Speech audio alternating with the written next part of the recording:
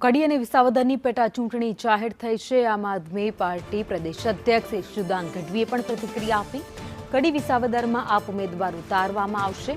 વિસાવદરમાં આપમાંથી ગોપાલ ઇટાલિયા ચૂંટણી લડવાના છે। ખેડૂતોનો અવાજ વિધાનસભામાં ઉઠાવવામાં આવશે। અમારું લક્ષ્ય છે ભાજપને હરાવવાનું।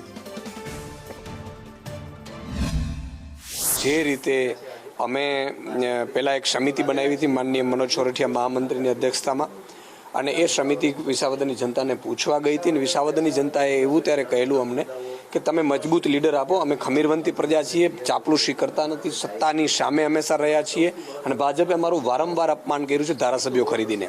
તમે જુઓ, ધારાસભ્યો ખરીદે, વારંવાર ખરીદે અને લોકોનું અપમાન કરે છે। એટલે વિસાવદરના ખેડૂતો માટે ગોપાલ ઇટાલિયાજીને અમે જાહેર કર્યો છે, અને એમણે 160 ગામમાંથી 147 ગામમાં પર્સનલી વિઝિટ કરી લીધી છે। એમની સમસ્યાઓ લખી છે, એમના મુદ્દાઓ લખ્યા છે, એમના મુદ્દાઓ ઉઠાવ્યા છે।